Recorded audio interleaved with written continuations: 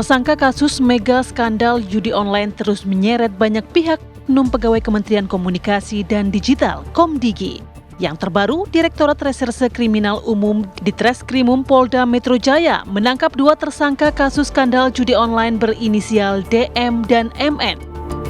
Keduanya ditangkap di luar negeri dan dibawa oleh penyidik Ditreskrimum Polda Metro Jaya melalui Bandara Soekarno-Hatta pada Minggu malam, 10 November kemarin.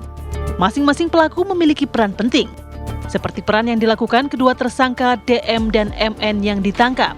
Jika MN bertugas sebagai penghubung antara bandar judi online dengan para tersangka oknum dari Komdigi, hingga bertugas menyetorkan uang dan menyerahkan list website untuk dijaga websitenya agar tidak diblokir. Tersangka DM berperan membantu menampung uang hasil dari kejahatan. Dari tangan kedua tersangka, polisi menyita uang tunai sejumlah 300 juta rupiah dan rekening berisi 2,8 miliar rupiah. Hingga saat ini sudah ada 18 orang yang ditetapkan sebagai tersangka. 10 orang merupakan pegawai Komdigi dan 8 orang sipil. Total 17 orang sudah ditangkap, sementara 1 lainnya masuk dalam daftar pencarian orang. Lantas, benarkah tersangka kasus mega skandal judi online hanya berhenti di mereka? Atau justru pihak kepolisian masih mengejar sang dalang utamanya? Tim TV One mengabarkan. Oke pemirsa, kita langsung saja bahas ya. Ini kalau ibaratnya iklan pipa, mungkin pemirsa masih ingat kan istilahnya, jinglenya kan ya. Di mana air mengalir sampai jauh itu gitu. Dia. Nah apalagi ada angka-angka 2,8 M. 2,8 M. Ya kan, 300 dan lain sebagainya. 2 tersangka yang sudah buron juga sudah berhasil diamankan oleh pihak kepolisian. Coba kita ulas ya. Lengkapi narasumber kita nih Tiara nih pagi ini nih. Betul sekali. Kita langsung sapa ya, Rivi dan juga pemirsa. Sudah ada dosen saya ini. Oh ya, berapa langsung disebut ya? Dari ujung dulu ini Rivi. Tapi di sini kami harus menyebutkan mantan staf ahli Menkominfo ya. Ya. Prof. Henry Subiakto, selamat pagi. Pagi Prof, sehat ya Prof? Alhamdulillah sehat. Penuh semangat sehat. Prof nih kalau diundang ini. Ada mahasiswi saya. Aduh. Jadi segen nanya-nanya ntar Rivi ya. Oke, selanjutnya ada Bang Saur Siagian, pegiat anti korupsi. Bang Saur. Sehat, Bang Saur ya? Bang. Alhamdulillah kami. Maksud bintang 5 ini apa bintang nih Bang? 5, pokoknya daulat rakyat. Ibu Ida aja bintang 2 loh Bang. 2 dia masih, jauh. Ini 5 rakyat punya, Laskar Daulat Rakyat. Luar biasa. Rakyat yang berdaulat. Oke, selanjutnya Ibu Irjen Purnawirawan Ida Utari Purnama Sasi, anggota Kompolnas Republik Indonesia. Sehat ya Ibu Pagi, ya? Bu. Sehat Assalamualaikum, pagi, Bu. waalaikumsalam warahmatullahi Oke. Saya ke Prof Henry ya terlebih dahulu ya. Silakan. Anda kan mungkin agak ragu mau nanya. Ragu-ragu, mikir-mikir. Prof, 2 ini sudah ditangkap di Malaysia ya Prof ya. Nah disebut-sebut katanya 2 ini memang yang mengatur lah. Termasuk juga memasok ke bandarnya dan juga mengatur di dalam internal institusi kementerian ini gitu kan. Nah, pertanyaan saya gini aja dulu. Kenal nggak Prof dengan 2 orang ini? Saya tidak kenal. Tidak kenal sama sekali? Sama sekali tidak kenal. Karena ini anak baru. Boleh dikatakan anak baru yang belum in touch dengan saya 15 tahun di Kementerian Kominfo itu. Artinya kalau dia lama saya pasti berinteraksi. Dan saya terakhir di kementerian itu tahun 2022. Jadi masih juga tidak terlalu lama kan.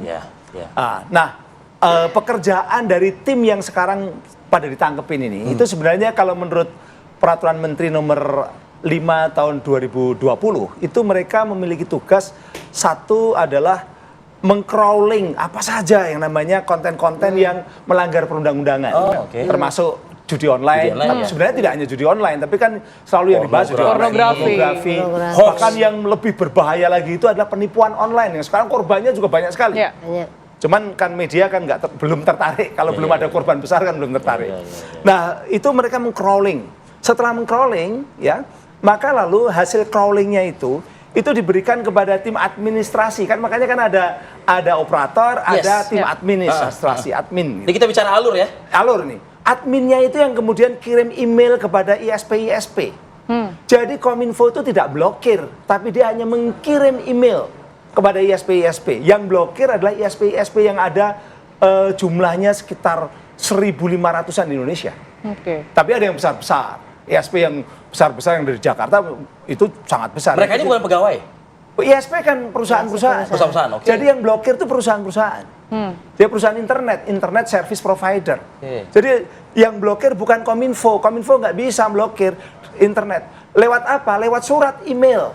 Nah, di situ diatur dalam Permen nomor 5 tahun 2020 itu 1 kali 24 jam harus sudah diblokir. Oke. Nah, jadi apa?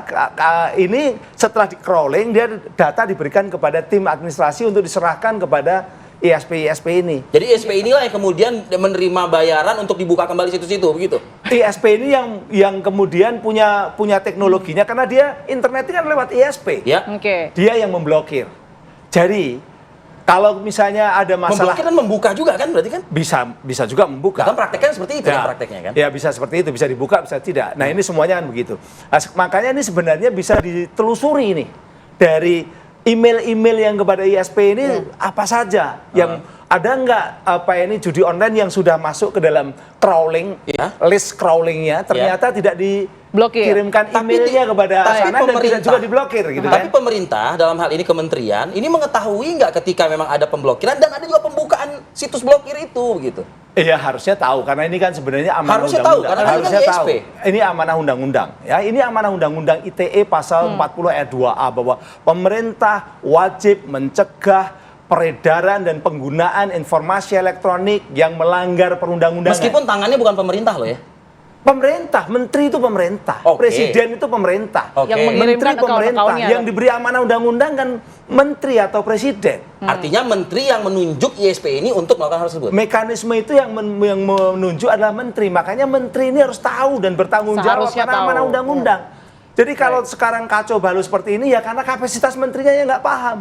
Atau tidak melaksanakan sebagaimana yang sudah dibuat permennya tahun 2020. Cara-caranya dan sebagainya. Termasuk target-targetnya, Prof. Artinya kayak satu hari itu harus ditargetkan berapa banyak begitu? Oh targetnya enggak, kalau targetnya enggak. Karena itu tergantung dari mesin crawling kan. Dia dicari itu jumlahnya berapa, kemudian disuratkan dibuat email. Jadi sebenarnya mana yang diblokir dan mana yang tidak itu ada emailnya. Ada emailnya, karena bukan pemerintah yang blokir, tapi pemerintah menyuruh ISP mewajibkan ISP blokir lewat email. Artinya di bawah kendali pemerintah. Di bawah kendali pemerintah. Itu tapi juga bisa juga ada ya kemungkinan begini loh. ISP ini juga bisa main. Itu yang saya pertanyaan tadi, Pak. Ada celah di sana ya, Prof begini, ya? Karena banyak juga dulu ya zaman saya itu yang pornografi itu nggak diblokir sama ISP supaya ISP-nya laku. Oh kalau pakai ISP ini bisa lihat pornografi, pakai ISP ini tidak. Dulu pornografi seperti itu.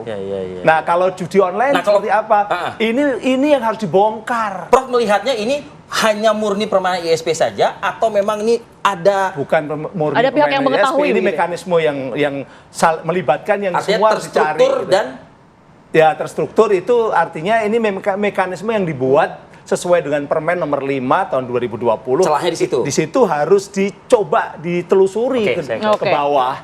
Baik. Siapa yang bertanggung jawab? Yang jelas yang bertanggung jawab adalah menteri. Baik. Saya ke Bang Saur deh. Bang Saur, ini kan masalah tahunan ya Bang Saur ya. Nggak selesai-selesai kalau kita lihat bertahun-tahun juga pemerintah mencari cara begitu untuk memberantas, tapi buktinya sampai saat ini bahkan orang yang berada di dalamnya ini terlibat. Pandangan Anda seperti apa? Mari kita lihat kan korban daripada judi online ini, kalau tahun lalu itu hampir 300 triliun. Dan sekarang ini naik lagi. Kuartal ketiga ini hampir 270 sekian triliun. Yang kedua, Fadil dan Tiara, korbannya jelas PPATK mengatakan ada sekitar 4 juta. Dan 70.000 polisi dan tentara. Nah, ini perlu. Ya toh, dan Presiden mengatakan ini harus diusut tuntas. Kita jangan sampai ngomong receh-recehnya sama Kominfo. Saya terus terang, waktu peristiwa Sambo, saya kan udah bilang, dari mana uangnya Sambo? Kemudian muncullah konsorsium 303. Ternyata di sana Sambo main, ada lagi pelindungnya. Nah oleh karena itu saya kemarin tergetar mendengarkan pidatonya Pak Sigit Kapolri. Dia bilang begini, Pak Nil. Kalau saya terbukti menerima uang, mundur saya mundur, tetapi saya ingatkan kita semua, kan diundang semua Kapolda, semua bintang-bintang utama di DPR ya. Dia bilang, kalau ada yang terlibat, kalau kalian berarti kalian yang menerima, atau kemungkinan kalian tidak berani mundur. Oleh karena itu saya usulkan kepada Pak Fadil. Yang saya sedih waktu laporan saya buat ke KPK, sampai saat ini laporan saya soal dugaan uang Sambo itu dari mana, begitu mewah pasti kemungkinan dari judi. Oke. Oleh karena itu saya dorong Pak Sigit, karena ini adalah kita di Kominfo harus holistik. Mulai dulu siapa bandarnya, kan PPATK jelas Fadil mengatakan by name by address.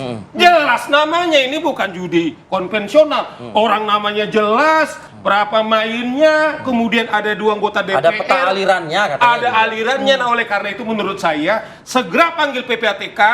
Mulai dulu kita bersih-bersih dari penegak hukum.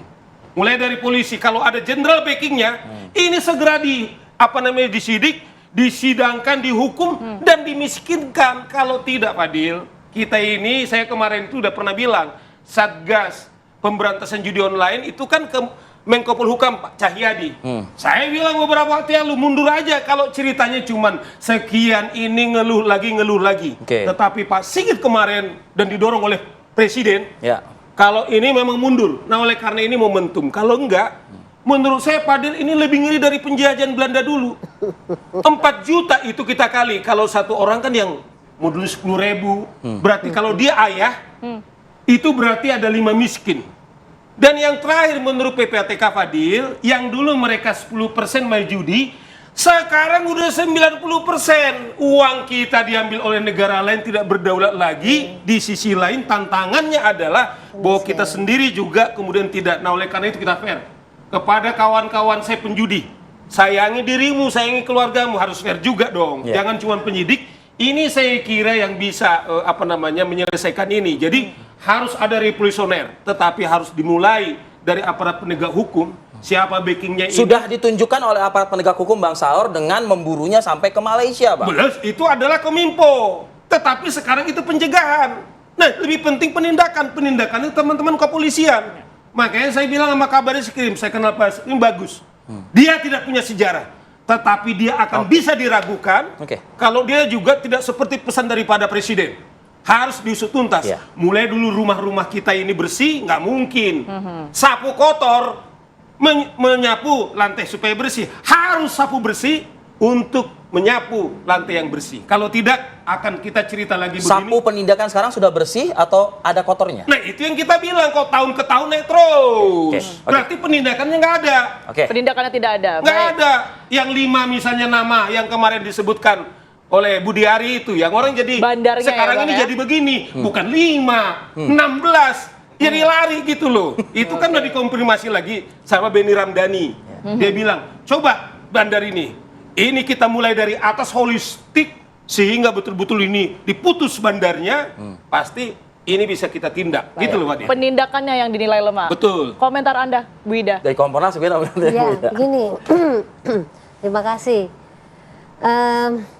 Kompolnas itu dibangun untuk memberikan pengawasan kepada Kepolisian Negara Republik Indonesia, sehingga Polri ini berkinerjanya baik, kemudian mampu menjadi kepolisian yang profesional, dan tentu saja kemandirian dia.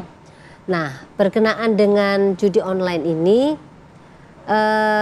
saya rasa tidak, Bang Saud, kita juga di Polri itu sudah memberikan sejak tahun 2020 itu sudah terdata banyak yang sudah dilakukan penindakan oleh Polri.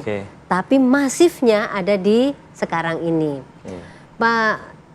Mungkin Pak Presiden melihat fenomena saat ini yang segitu mengkhawatirkan, sehingga Pak Presiden melalui Astacitanya, kemudian di 17 programnya, itu memerintahkan Kapolri sebagai leading sektornya. Dan penekanan di situ ya? Ya, itu leading sektornya adalah Polri untuk penanganan judi online, narkoba, kemudian kasus-kasus cyber, kemudian nanti korupsi, dan termasuk di dalamnya nanti dalam waktu dekat kita ada pilkada. Nah, itu adalah sudah diperintahkan oleh Pak Presiden kepada Kapolri.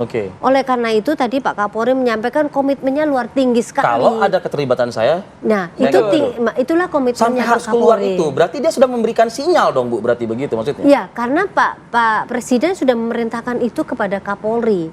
Nah, tanpa pandang bulu gitu ya? Ya, beliau kan ini kitabnya kan sama ini. Benar nggak Pak Saud? Kitabnya sama. Artinya apa? Implementasi dari kitab ini ya tidak ada yang namanya tebang pilih, kan begitu. Siapapun itu, termasuk anggota Polri, TNI atau siapa. Nah, Karena ini korbannya sudah semakin banyak. Tapi apresiasi juga bahwa Polri sudah sangat masif untuk yang terakhir-terakhir ini untuk membangun negeri ini sehingga masyarakatnya negara ini menjadi kuat dan akhirnya adalah sejahtera. Nah, tugas kami Kompolnas ini mengawasi apakah yang sudah dilakukan Polri itu proper, profesional, apakah masih ada yang perlu diberikan masukan kepada Polri, ini loh yang belum dilakukan. Nah, sejauh ini masukan dari Kompolnas sendiri apa? Ya, kami mempunyai des yang bersinergi dengan Polri untuk mengatasi permasalahan judi online ini.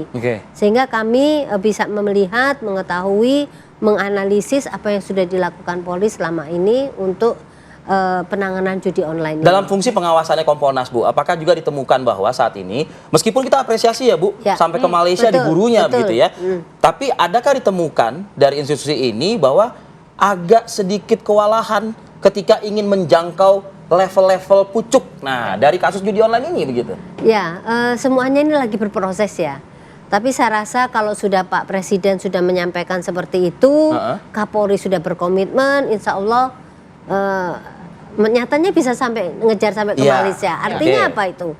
Sinyal-sinyal itu berarti memang Pak Kapolri komitnya luar biasa, beliau akan menembus itu, nyatanya sampai menyampaikan seperti itu. Tidak baru sekarang saja, Bu Ida. Kalau tadi Bang Saur mengatakan ini bahkan angkanya meningkat begitu. Nah, sebenarnya kendalanya ada di mana kalau memang backing kuatkah mungkin? Mungkin loh, Bu, saya hanya bertanya gitu.